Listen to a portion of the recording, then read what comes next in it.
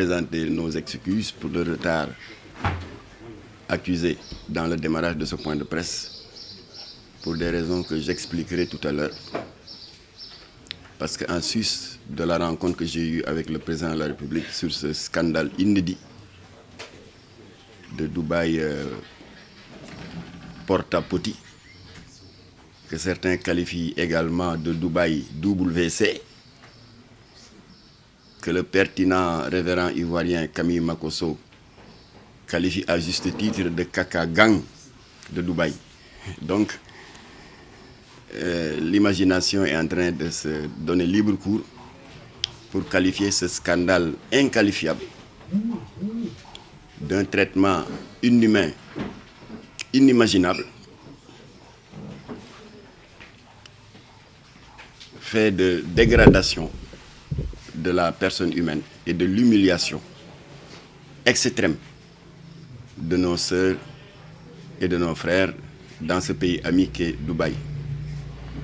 Je voudrais également, au nom du bureau exécutif, vous souhaiter la bienvenue, le bureau exécutif de Jamra,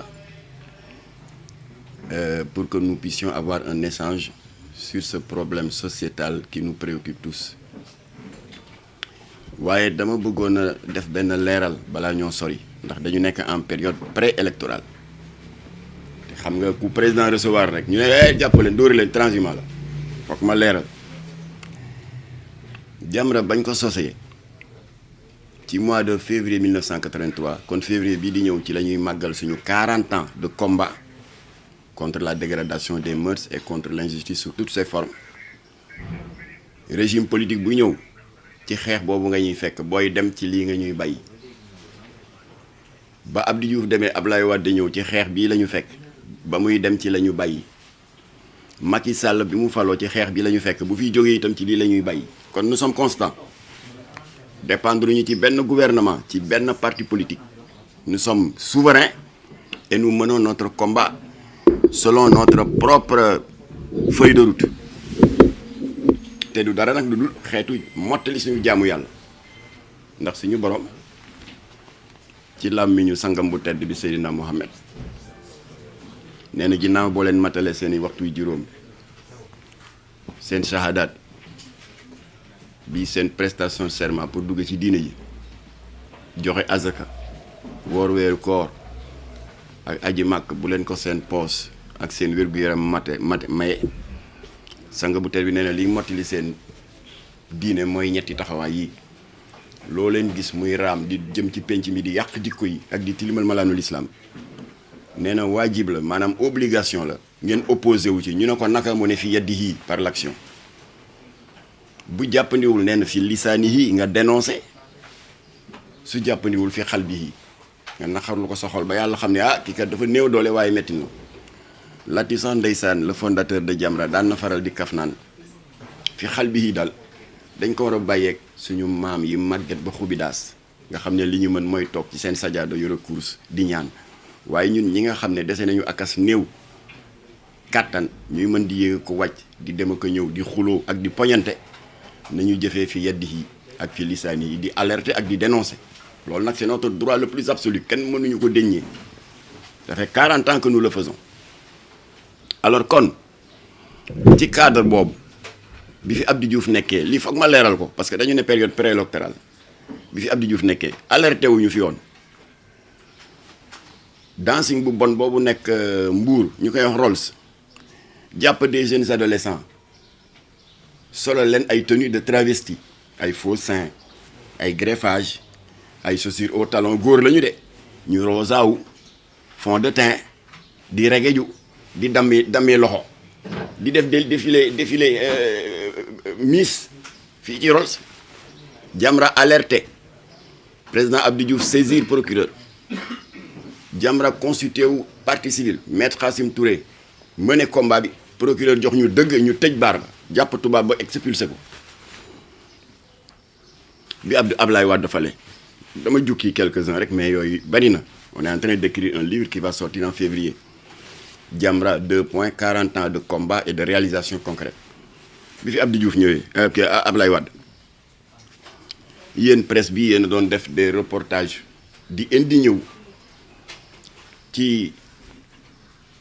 ce prétendu jus de fruits di jar 100 francs ñu doon ko jaay ci école yi wax ci emballage bi naan jus d'orange la léeg-léeg ñu ne jus d'ananas xale yi di ko naan di mandi di naxari deret di xeex ci cours récréation yi Jamra comme que dañu bari ay enseignants ñu alerté ñu man ma contacté suñuy naataangoo bu ASCOSEN maa ngi remercier Momar Ndaw au passage parce que ñoom ñoo ñu ëpp expérience ci boobu wàll ñu mettre ma en rapport avec une structure d'analyse médicale d'analyse biologique ñu analyser ko ce prétendu jus de fruits te ñu tuddee ko Jakarta d'ici un fort taux d'alcool kon sàngara bu ñu doon jaay xale yi la di leen entraîner pour ñu nekk de futurs soulards ñun ñoo alerté en partenariat avec de braves imams de Rufisque maa ngi saluer le courage de imam Abdoul Aziz Ndoye di saluer le courage de l'imam ratib bu Tëngéej El Hadj Aliou Dia imam yu am fayda ngoo ba Jamra alerté nekk ñu fi naan Jamra ngi yàq deru suñu gox bi nee na Jakarta bi fii lañ koy defaree defuñu yëfu ñàkk fayda yooyu ñoom dañu jël contact ak ñun nee nañu boole suñu doole xeex Jakarta pour ñu xam ku koy defar Ablaye Wade am ku ma booleel j'étais porte-parole de la mouvance présidentielle nee ma fu ñu koy defaree ma ne ko c'est une fabrique clandestine bu nekk Tëngéej mu ne ma fan lañ koy localiser ma ne ko boo jógee Thiès di dugg Tëngéej ci sa droite soo passé usine ciment bi am na quartier bu ñuy wax Colobane Sud 2 fa la waajane di ko defar en toute impunité alerte boobu jur na njariñ ndax Ablaye Wade tëj na place bi c'était en 2011 ñu teg ci 1 an alternance am Macky Sall la ñëw ndekete waaje ba ñu tëjee usine ba dafa dem délocaliser ko entre à Thiès et à Louga changer tur wi au lieu de Jakarta ba muy defar à Thiès mu tuddee ko salañ waaye le contenu est le même analyser nañ ko gis ci 10% d'alcool ba muy defar Louga mu tuddee ko namp bi Jamra alerté waat boobu Macky Sall la ñu doog a falu Macky Sall def nii mu def tey recevoir ma jox ko tous les éléments mu jël dossier bi imputé ko à Aliou Sarr qui était à l'époque le ministre du commerce Aliou Sarr jël benn arrêté ministériel en date du 18 septembre 2015 jàppaleen date boobu interdisant la commercialisation sur toute l'étendue du territoire de ces dosettes alcoolisées yi nga xam ne mu ngay enivrer xale yi di leen abrutir 100 francs rek nga mandi ñu di ko wax Jakarta salañ wala namp bi ñu tere ko alerte moo ko waral de la même manière amu fi woon benn écrivaine de nationalité tunisienne bu fi bind benn livre tuddee ko les derniers jours du prophète ndekete ay lobby maçonnique et homosexuel ñoo ko financé pour mu ñàkkee teggin ngeen ji mbindeef la ca livre ba defoon naa fi point de presse jarul ñu di ci jaaraat ndax la mu yàq Seydina Mohamed tegginiwul Jamra alerté ba mu alerté Mohamed Boun Abdallah Dionne premier ministre woo ma Makhtar dégg nañ alerte bi ngeen def lii day mën na nekk source de trouble à l'ordre public ma ne ko jullit yi mer nañu de te ñi ngi may woo di def pression nee naa joxe liste librairie yi koy jaay j'ai refusé parce que xam naa ne ñeme nañu xaalu dem taal ko faat fa ay bakken kon seen responsabilité yéen état ngeen jël ci matuwaay premier ministre Mohamed Boun Abdallah Dionne ne ma maa ngi lay booleeg Mbagnick Ndiaye le ministre de la culture ñu teg tuuti Mbagnick Ndiaye woo ma nee ma maa ngi nii taxaw maak El Hadji Cheikh Dramé c'est le grand patron du commissariat central mais à l'époque il était le directeur de la sûreté urbaine on a travaillé ensemble ma jël listu librairie yi koy jaay parce que gars yi ma doon tànqal ci réseaux sociaux yi Jamra foo leen toll rek naan am ngeen liste génne leen ko ma ne du ma leen ko jox ña ko mën a régler laa koy jox ma jël liste bi jox ko Mbagnick Ndiaye ministre de la culture mu ànd ak le commissaire El Hadji Cheikh Dramé wër librairie saisir 350 ouvrages blasphématoires contre le prophète xotti ko taal ko dëkk bi am jàmm alerte moo ko war de la même manière xeetu ñaawteef bu ne mës nañ ko gis waaye li xew Dubaï mooy li ñuy naan terminus de l'œil scandale góor jigéen am na fi scandalu lesbienne fii bar piano lesbienne yi ñëw profiter ci anniversaire ay xale tëj bunt bi transformé ko en science de nu mu tuddati de pornographie lesbienne di tourner ay film ba pare di ko jaayaat. Jamra moo alerté la brigade des mœurs bi njàmbaaru jigéen boobu jiite Florence Mendy ñoom ñoo jóg intervenir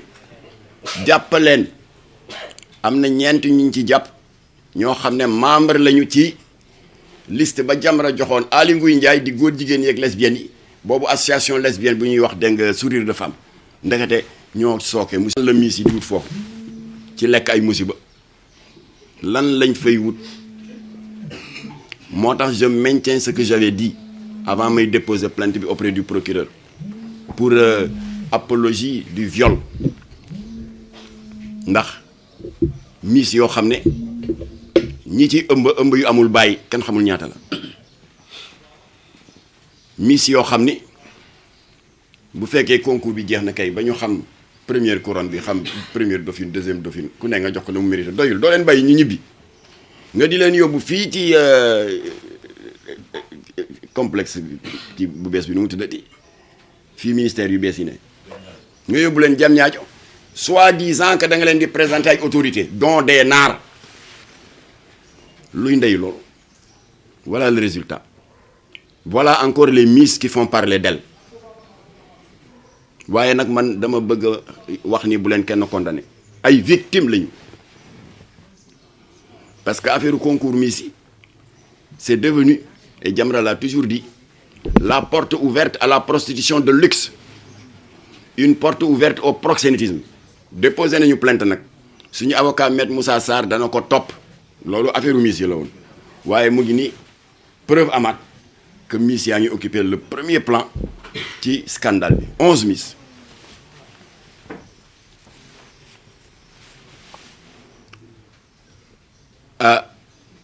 ñooñu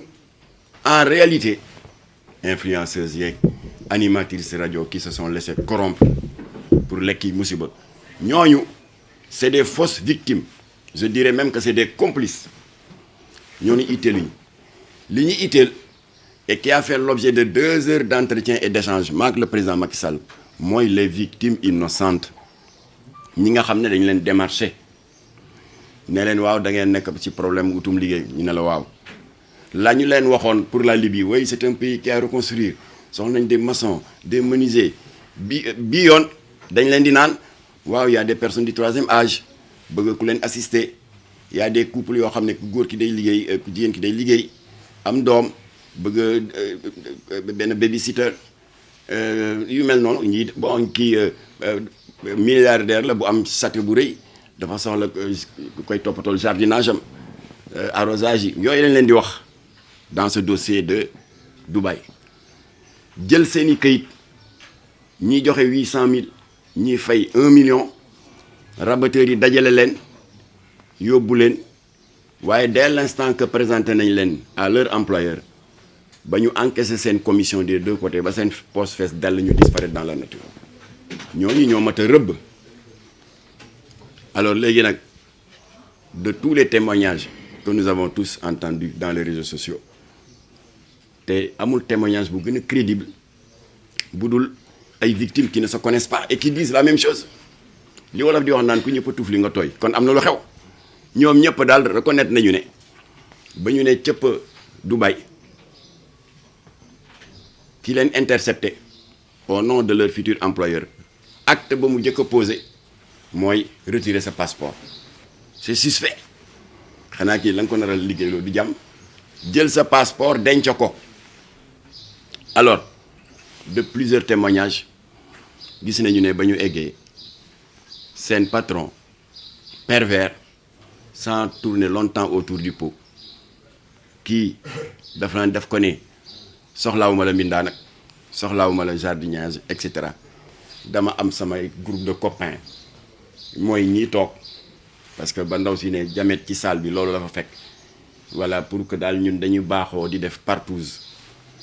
partouze mooy des accouplements en groupe ndaw sa nee na egsi naa ba noppi je ne pouvais plus reculer te ñu ngi ma tegal en liquide une somme de $10 000 muy 5 millions gars yi tëddee ko en groupe nee na j'ai saigné de partout presque xaw naa xëm yeneen témoignage ay milliardaires pervers et obsédés sexuels li leen itteel c'est la contemplation d'un acte de zoophilie ne ko man day dama am benn berger allemand mooy punkanum xaj yooyu léegi dama bëgg daal di ko seetaan muy bëgg kon daal soo bëggee $20 000 a ngi nii pour nga tëdd ak moom $20 000 c'est 10 millions de francs CFA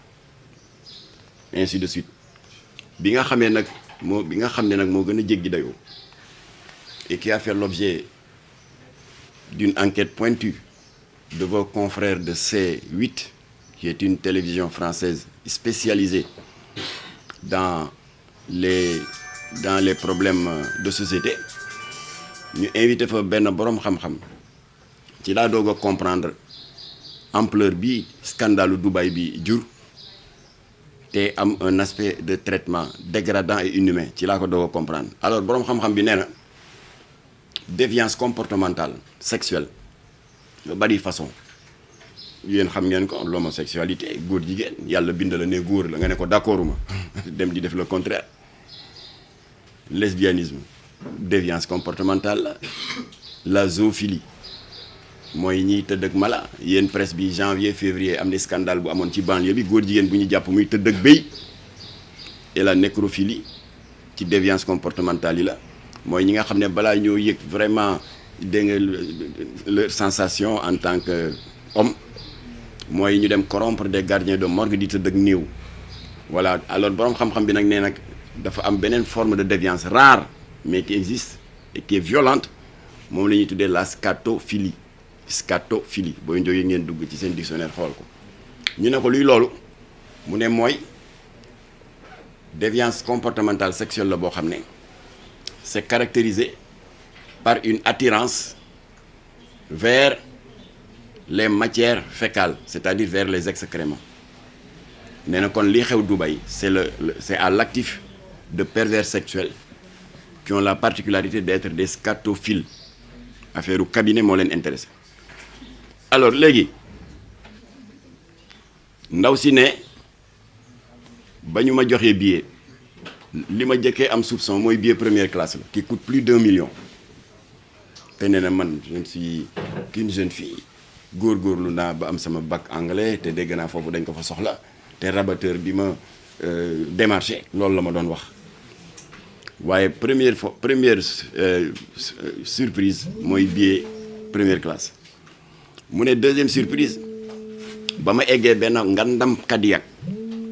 yi homme d'affaires yi milliardaires yi yor ñu ne moo ma jël si ak chauffeur yóbbu ma ci hôtel de luxe yi gën a luxe ca Dubaï chauffeur bi nag yëkkati benn carte de crédit nekki patron bi sa rendez-vous ak moom suba la mais en attendant jox na la benn carte de crédit parce que y a de grands magasins de luxe kenn du fay en liquide foofu pas tous les magasins mais certains magasins de luxe da ngay fay par carte de crédit mu ne ko carte de crédit baa ngi nii tey sa bésu shopping la parce que sa rendez-vous ak sa patron suba la waaye nag ne vous inquiétez pas c'est un shopping illimité c'est-à-dire buy naan non li ma jël cher na mu ne jëlal lu la neex ndaw si comme que day commerce day baana aussi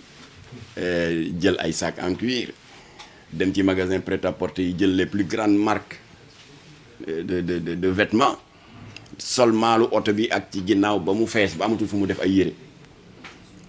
alors chauffeur bi daal di koy yóbbu mu dal ci hôtelam nee na c'était la première fois ba ma eggee hôtel ba ca laa am communication téléphonique ak waa ji ma embauché waaw na nga def dal nga ci jàmm waaw egsi naa ci jàmm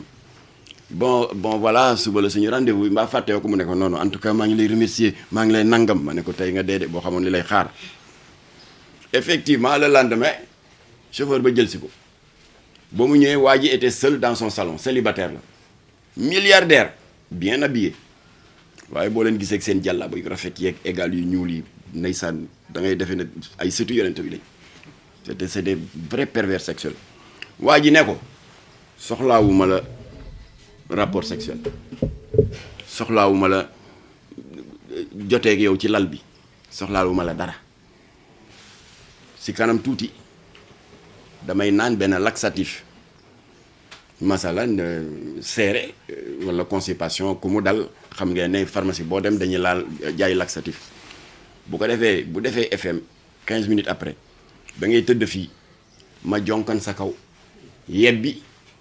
sama ay ginnaaw kër sa kaw ndaw si xaw a ba yàgg daal di ne c'est combien waaye ñoo ko bii moom mooy tarif bu mag bi c'est 40 000 $. Ça fait combien du 20 millions ndaw si ne 20 millions day bu defee bagage am yi sama kaw xanaa damay daw rek sangu ji mu jeex naar bi ne ko déedéet da nga koy lekk moo tax foog ma def parenthèse parce que loolu dafa yéeme mystique dafa am ci biir masalan ñun ñëpp suivre nañu kii live yi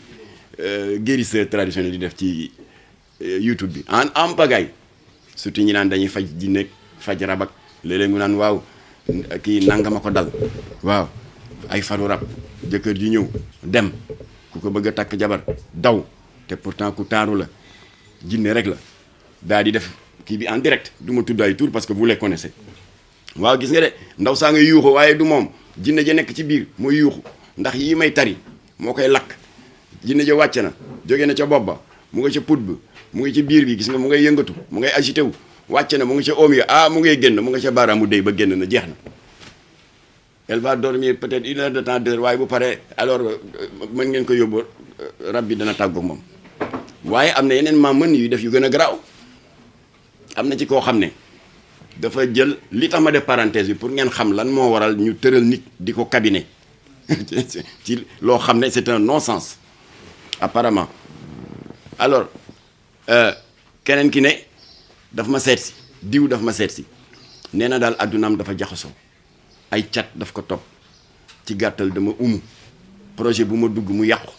fu ma dëgg ma ne takk jabar bu ñu demee ba dara des sur formalité yi du ma xam lu ko yàq alors ba mu ko seetsee maaman bi ne ko da nga foog ñu tàggale la ak yi nekk ci yow yëpp ay def ay cat ak yëpp daal di ko expliquer ne ko da ngay sangu jaana ba ci paan parce que ndox ma dama ko soxla ndox bi ngay sangoo du ndoxu robinet man maa la koy jox am na lu ma ciy jàng boo ko defee ma jox ma ndox mi mu def ko ba noppi jox waa ji ndox mi maaman bi jël ko nee ko nag yi la sonn lan yëpp wàcc na say cat say musiba say yëpp wàcc na yi la doon gàllankoor ci àdduna yëpp wàcc na waaye nag foog mu am koo xam ne moo koy dékku si dañu jël benn bëy yeew ko 1 litre de ndox boobule xool ko bëy bi yuuxu 1 litre et quelque ba mu jeex ñu rey bëy bi def ko nangami saam saraxe ko su ko defee waaja ay musibaam ay catam ak yëpp ànd naag sarax si dem Seydina Mohamed sallallahu alayhi wa sallam bi ko yàlla joxee pour mission c'est une longue histoire le pacte de Oudeybiya dama koy tënk en 2 phrases mission principale ba mu ko dénkoon mag mooy mu jeexal bokkaale ak xërëm ak musrikuun bi nga xam ne féticheuru bani Xureshi ñoo ko baaxe woon moo tax kaaba ga on semble souvent l'oublier ni sama maamu lébu ceddo yi daan def ami xamb ak i samp ak i tuur kaaba gi xamb la woon 360 jël père de famille bu jóg am say sàkkuteef dañ lay wax rab bi kay toppatoo nga ñëw def yi ngay def dem bu dee sa doom nga bëgg a maye jabar pour sëy bi barkeel bu dee tool pour bu nawet bi ñëwee mbay mi barkeel ainsi de suite waaye ba Seydina Mohamed ñëwee ci gàttal parce que c'est une longue histoire rajaxe na xamba yi setal kaaba gi suratul ixlaas daal di wàcc la sourate de l'unicité de Dieu xul waxal allahu ahad yàlla kenn la allahu samad lam yalid walam yulat jurul kenn te kenn juru ko walam yàkkun lahu kufuwan ahad fii ba àddina di tukki kenn du ko mën a diir mbagg bokkaale jeex mag drapeau l'islam samp fa shahadaat yi di jib nit ñi di tuub di ko ñëw di fekk si ashhadu an la ilaha illallah wa ashhadu anna muhammadan rasulullah l'islam samp waaye nag ceddo yi xërëmkat yi jabarkat yi nga xam ne dañu dem jaxasoog seytaane ba mu foor te mënuñoo dékku loolu leerul islam dañu gàddaay génn màkk des milliers daal di tasaaroo dans toute la péninsule arabique ñii dem Koweït ñii daw nañ dem Irak ñee nga Iran ñee ngi dans les Émirats arabes unis te Dubaï am ci lu bari lu mu jël ñooñu nag ba léegi dañuy liggéey avec des milliardaires di leen gérer seeni affaires ak seeni relation d'affaires waa ji ne ndaw si kon su ma naanee laxatif bi da ngay tëdd ma yebbi la affaire mu ne bu ma paree sangu mu ne ko non da nga koy lekk effectivement noonu la mujj demee ndaw si lekk ko avec beaucoup de dégoût waaye nee na ba mu paree waa ji dafa jël téléphone nee na dégguma li muy wax ndax arabe la waaye dama am njort ne dafa mel ni dafa am ku muy rendre compte di ko wax ne nanga ma ko sante defee naa ko noonu ndaw si nag encaissé na $40,000 ça fait quand même 20 millions de francs CFA waaye ba mu ñibbee beneen sœuram jël le relais parce que moom elle était prise par l'émotion que jooy sœur bi ne ba mu ñibbisee 4 mois 5 mois après parce que lu ne daj nañ ko ndax wéradi la fa jëlee et puis c'est normal parce que loolu ñi nga xam ne suñu maam yi bañ nañ ba tuddee ko ginnaaw kër parce que chance bii ñu am ñun ñi bokk jamono am des toilettes modernes dans les chambres dans les couloirs amul woon ñoom da nga daan dem ca ginnaaw kër ga moo tax ñu tuddee ko ginnaaw kër tubaab bañ na ko ba ne les excréments humains sont porteurs de bactéries et de forte concentration de microbes waaw nga ne dama fa jële jàngoro dama fa jële wéradi nooy def ba doo fa jële wéradi foog nga jële fa wéradi kay rawatina naar bi ba mu yebbee ko sa kaw ba nga lekk ko ay ayibam ay catam ay musibaam ay umoom ay rabam ak i jàngoroom jële na ko ci jëmmam moom mu set wicc mu toxal ko sa jëmm loolu jar na 1 milliard jaru ko amul ku fa jóge nekk en bonne santé ndaw si wéradi googu topp na ko ay weer te muy ndaw soo xam ne wax dëgg yàlla dafa set elle est très coquette très soigneuse d'elle-même waaye sërëm ne na malgré ça fu mu la romb ci biir kër gi di xeeñ cabinet c'est-à-dire yaramam ak ñaxam moo doon gilli xeetu loolu mu lekkoon lu ko fi jar alors ni mu mujjee daal faj nañu faj muy maigrir di amee dépression ba dafa ñàkk ba kenam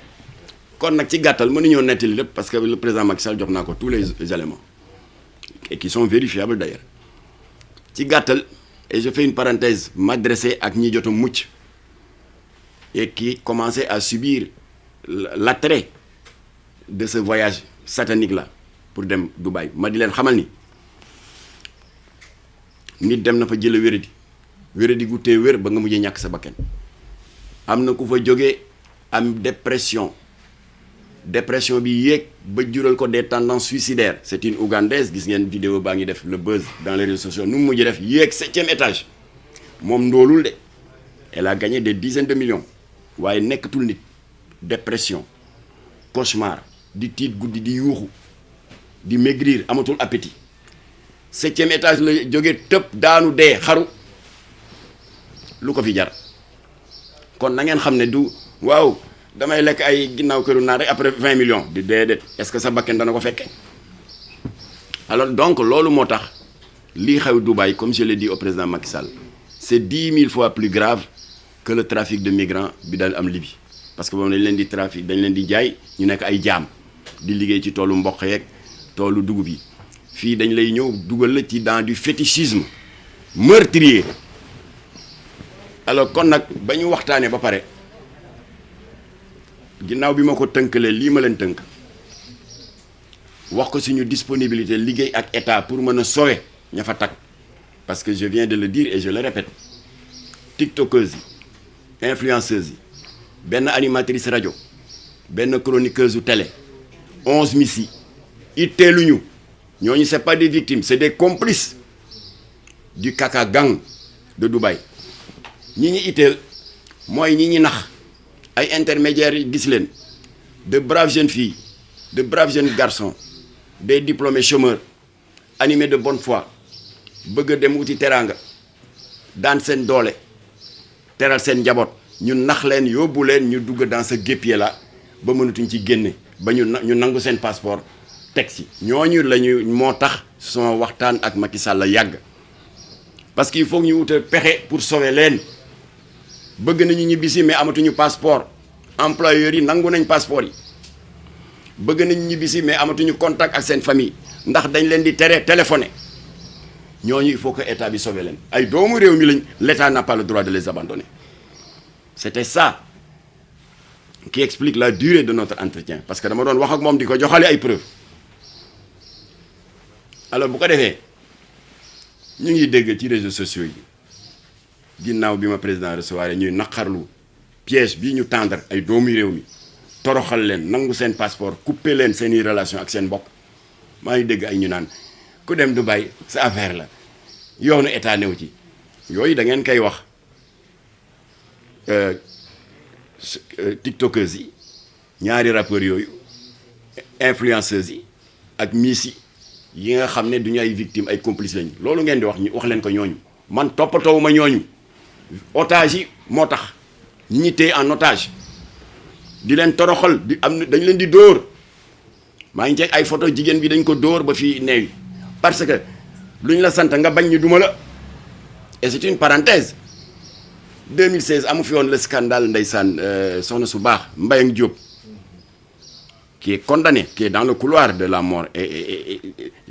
te xamul kañ lañ koy décapité parce que dañ ko condamné à mort ndax nee nañu dafa rey jàmpaaka am patron waa jàmpaaka patron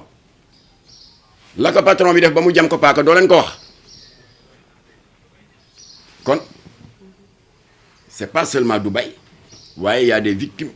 yoo xam ne dañu révolté wu def acte de violence yoon jàppaleen teg leen loxo mbayee nga ngi nii bu gouvernement bi deful attention dañ koy exécuter te di xale bu baax bokk ci famille bu baax am jom daan commerce fii di daan dooleem tey am yar am teggin kon bu ñu la ne mbayee nga rey na nit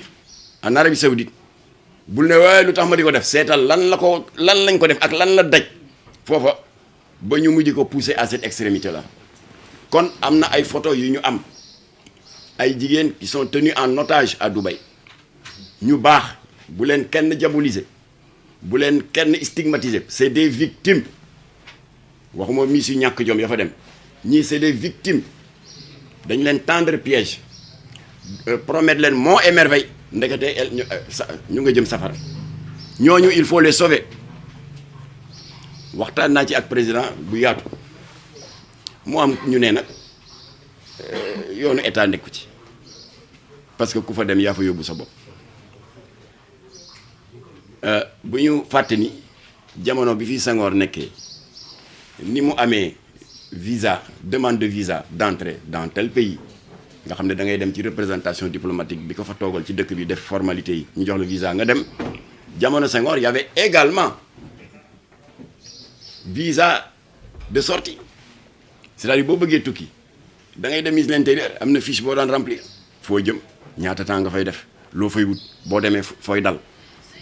état du Sénégal ci yooyu la daan sukkandiku jox la visa de sortie wala mu refuser le visa de sortie bu ñu la ko accordé nag ci ngay doog a dem ci ambassade dëkk bi nga bëgg a dem def formalité pour visa d'entrée dans ce pays là waaw bi Abdou Diouf jëlee pouvoir le 1er janvier 80 ci la supprimer visa de sortie kon léegi le Sénégal dafa nekk un pays libre indépendant dont la constitution consacre la liberté de circulation des biens et des services kon kenn amul droit téye kenn ku bëgg a dem Dubaï loolu moom c'est évident mais on n'a pas le droit di sàggane ña nga xam ne demuñu fa ci seen sago dañ leen piéger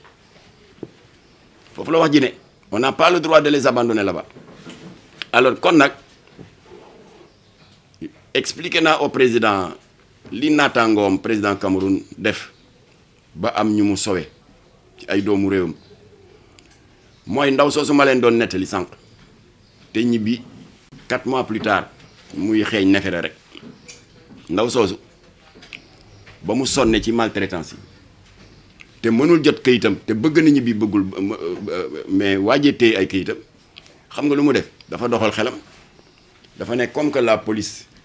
de l'immigration dañuy def ay ronde tout le temps particulièrement dans telle artère dans telle avenue mu risqué rek ne danaa dem mu ne ba patron bi moment d'inattention patron bi mu profité rek dem la ñu ragaloon moo am mooy ñu laaj ko papier amul papier ñu jàpp ko yóbbu ko dans les structures de détention ñi ñuy jàpp dans le cadre de l'immigration clandestine looloo ko sauvé parce que ba ñooñu xamee ne telle nationalité la dañu jël contact ak ambassade ba ko fa toogal ambassade ba ñëw fekk fa ñeneen sax à part ndaw soosu avertir le gouvernement camerounais président ba jël matuwaay ñu yónnee leen ay sauf-conduit parce que amatuñu passeport ay sauf-conduit diplomatique exfiltré leen soowee leen ñibbi nañ seen dëkk. j'ai dit à Macky Sall loolu war yéen mën ngeen ko def ngir yàlla na ngeen ko def parce que ñun jot nañ ay information que am nañu sonn waaye yàlla dogal na ba mu fa jógee lundi le 9 parce que am na ay matuwaay yu mu jël yoo xam ne mënuma ko wax fii parce que affaire état la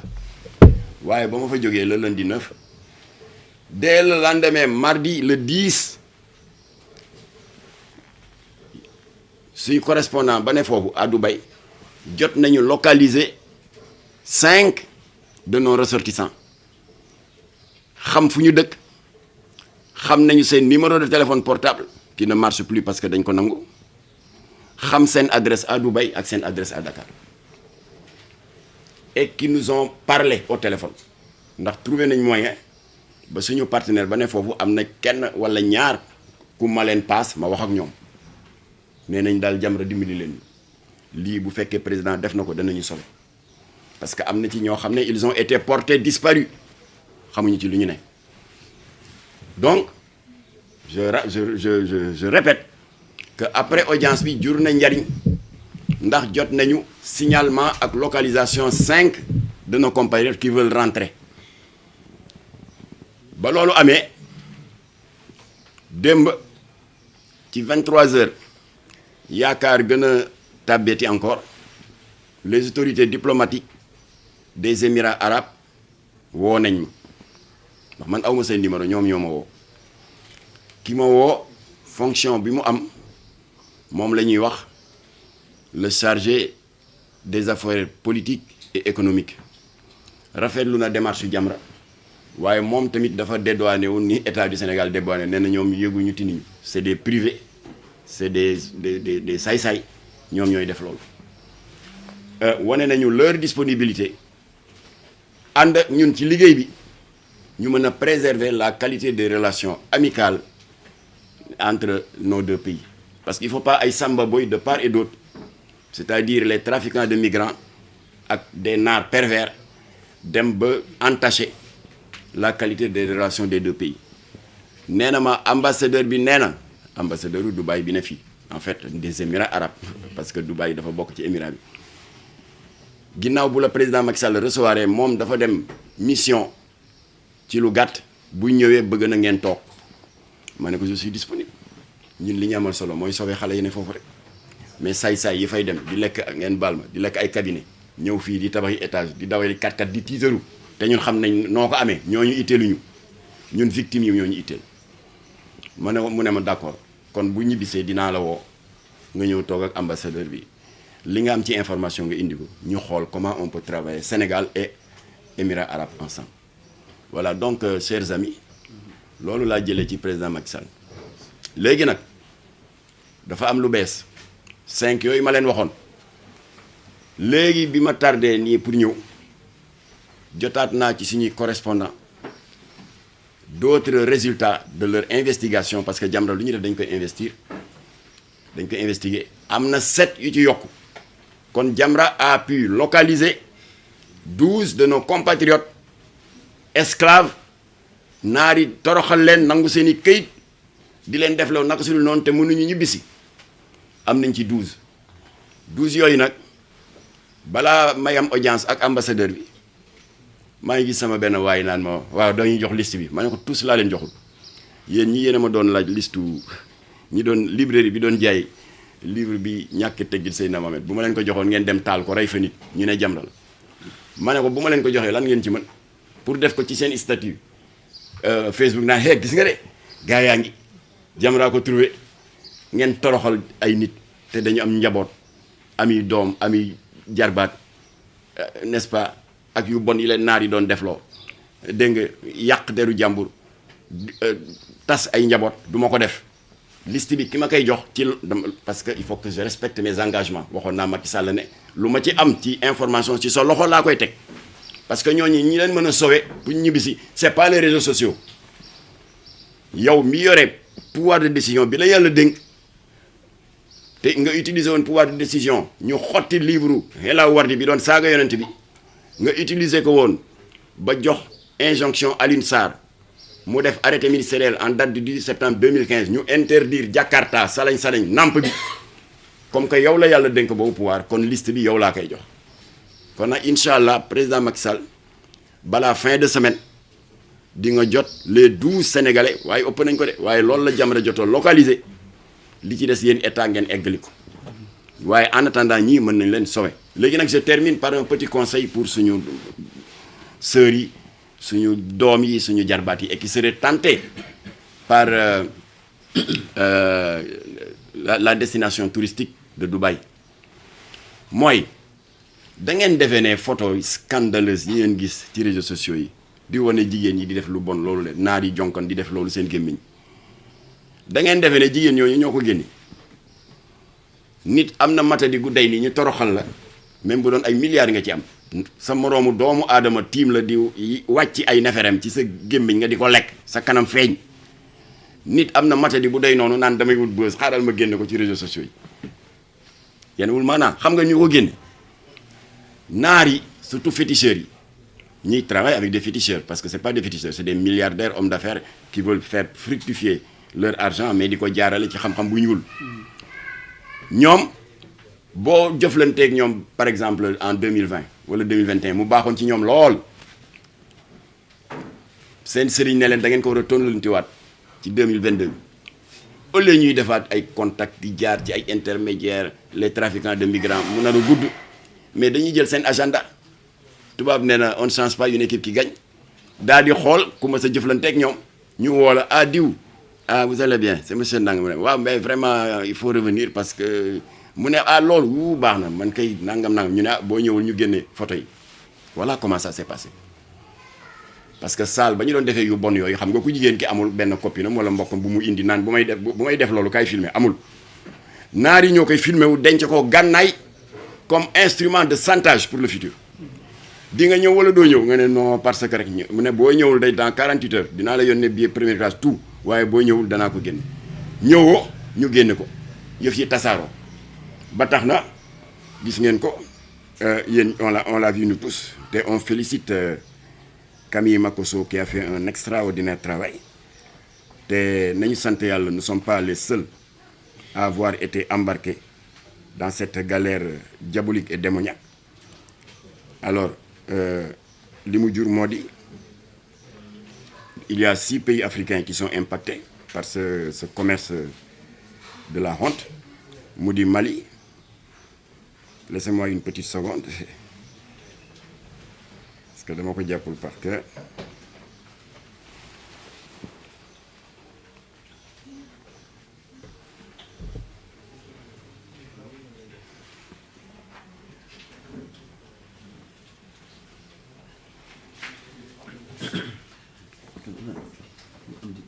mu di Côte d'Ivoire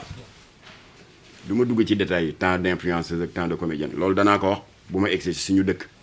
waaye Côte d'Ivoire 57 filles identifiées on a dit identifiées Cameroun 49 filles identifiées Guinée Conakry 27 Mali 20 kon dafa yokk au lieu de 6 pays yi ma waxoon léegi 8 la Burkina Faso 21 filles Bénin 31 filles Togo 26 RDC moo gën a metti le 78 parce que daf ci ànd ay mannequin yu jigéen Gabon 29 Sénégal 43 dont 14 tiktokeuses 13 mannequins mooy ñuy def défilé de mode yi benn animatrice rajo benn chroniqueuse télé ak 11 miss alors donc encore une fois ñooñu ñoo dem xaru ji seen bopp ñun toppatoo ñu ñooñu ñu ngi ñëw fii di defar di tabax di jëndi oto kon je disais que damay terminer en lançant un appel à nos sœurs et autres dama leen di xamal ne ñii bu leen ñee ku la romb ak Mercedes bu tooy xepp bul ko ñee ndax naka la ko amee jaru ko nit amul dara du dignité. Alors ma di leen wax xamal ne nag ku xës ba dugg ci mafia bi di nga ci bëgg gën a mute la parce que naar yi ils ont des preuves dañu am des instruments de chantage mooy photo ak vidéo yi nga nekk seen jaam ougandaise ba xaru 7e étage on comprend mieux pourquoi mu xaru parce que dafa sonn dafa dem ñëwaat am 20 millions demaat ñu ne ko non ñëwaat waa ji ne ko boo kiiwul ma génn ko ci réseaux sociaux yi ñu génn ko ci réseaux sociaux yi mu yëg 7e étage tëb xaru jaru ko y a beaucoup de drame dans cette affaire mënuñu wax lépp ba mu jeex kon ñooñu loolu laa leen di conseiller di jeexal nag en disant que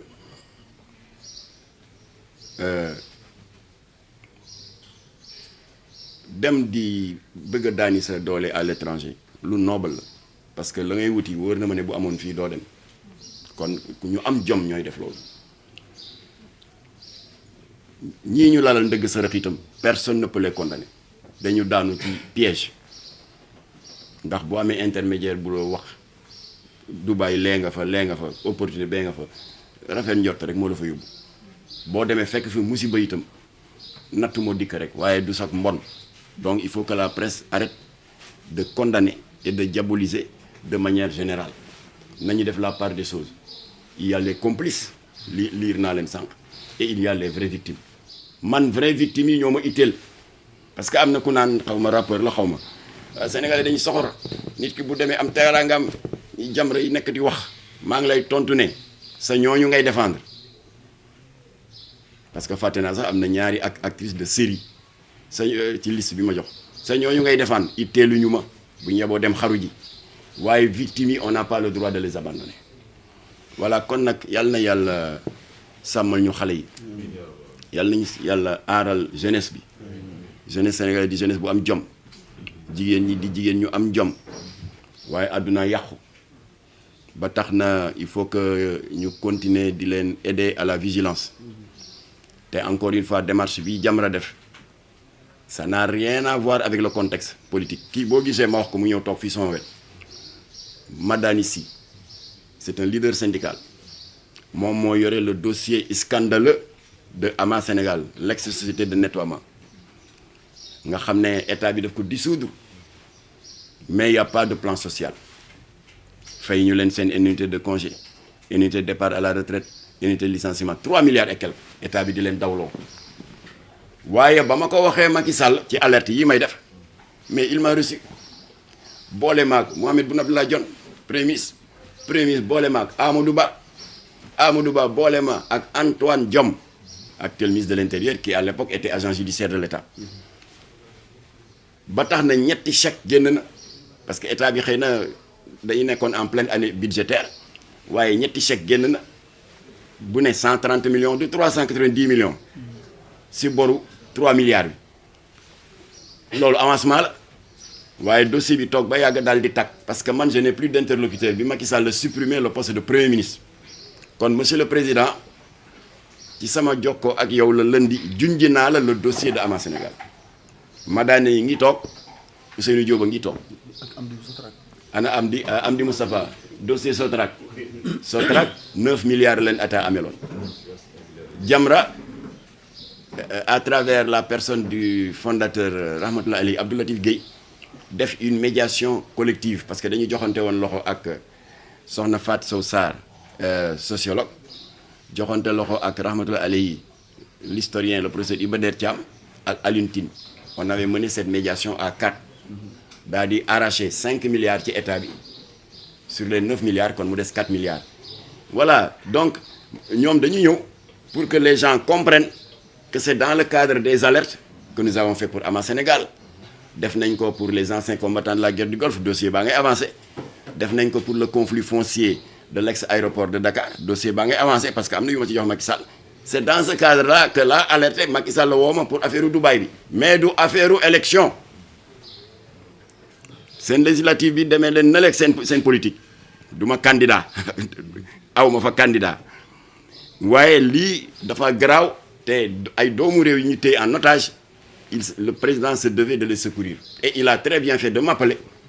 parce que ñun dañu am des informations boo xam ne état amu ko tiitaroowuñu ko nag waaye yàlla moo ko dogal voilà kon nag dès la fin de la semaine président dina jot la liste des 12 qui ont été te 12 yi nag je précise am na ay góor am na ay jigéen qui ont été localisés liste bi nag dana génn du ma leen ko jox wax naa leen ko yéen presse bi bu ma ko kenn laaj Macky Sall laa koy jox donc 4 colonnes la nom prénom